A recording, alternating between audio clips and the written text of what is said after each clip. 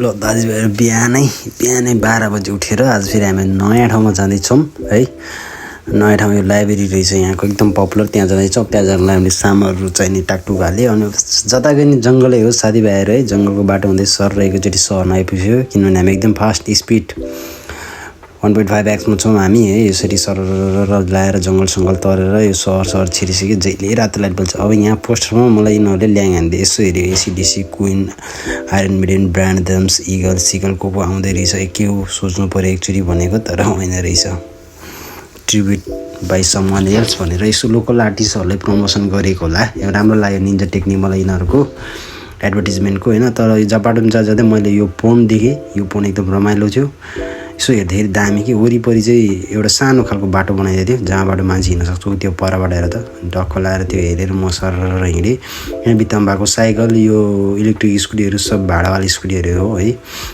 यसरी जाँदै म यहाँ पुगेँ। यो के हो थाहा भएन, मान्छेहरू उठिरहेको रहेछ। अब म जाँदैछु आफ्नो गन्तव्यमा। म लगभग पुगिसकेँ। मैले आफ्नो साइकललाई पार्किङमा हालेर म सट्टै यो गेटमा आएर गेटबाट छिरेर भित्र सक पुगेको। यो ठाउँ रहेछ। यहाँ त सिडी नै सिडी रहेछ है। सेक्सनहरू हुँदो रहेछ आफ्नो सेक्सन। अब यो सेक्सनबाट चाहिँ सिडी निकालेर अब यहाँनिर लाइब्रेरीमा रजिस्टर गरेर फ्रीमा रजिस्टर गर्नु पाउनेछ। रजिस्टर गरेर यहाँ नामसम्म हालेर त्यो कम्प्युटरमा सिडी हालेर ड्याङडुङ गेमसेम खेल्न पाउनु रहेछ। योभन्दा अर्को माथि तल्लोबाट हेर्दाखेरि यो नजारा एकदम सेक्सी देख्छ। यहाँ यसो कम्प्युटर रहेछ के चाहिँ रहेछ भनेको अर्कै भाषामा रहेछ। मेरो पाल इङ्ग्लिसमा ट्रान्सलेट गर्न खोजेको, त्यहाँ मैले अप्सन भेटिनँ। छोडिदिएँ भनेर मैले छोडिदिएर सर गएको। अनि एउटा बुक देखेँ, यसको टाइटल क्याची छ है। किन यो कुरा मलाई पहिला कसैले भनेन भनिरहेको छ त्यहाँ होइन टपिकमा। Was no but told me this before अरे। अनि त्यसपछि मैले यस के चाहिँ रहेछ यो भित्र होइन भनेर यसो हेर्न थालेँ, पढ्न थालेँ। तर यस पढाइ एकदम यो मेरो भएन, मलाई ठिक लागेन है। मैले छोडिदिएँ भनेर साइड लगाइदिएँ। अनि त्यसपछि म अर्को सेक्सनमा गएको। यो धर्मको मात्र रहेछ होइन।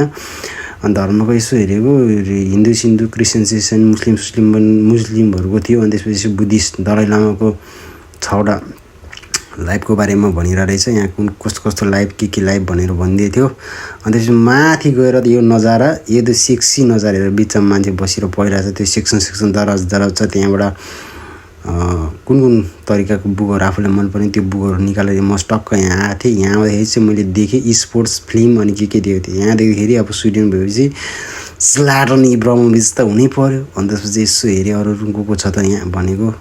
यो दाइको चाहिँ लास्टै ठुलो बनाएर रहेछ है, ठुलो बुक बनाएर रहेछ। अनि त्यसपछि मैले यसो खोताल्न थालेँ। मेसी दाइको पनि रहेछ। ठिक छ, अब मेसी दाइ भएपछि त पक्कै रोनाल्डो पनि हुन्छ होला।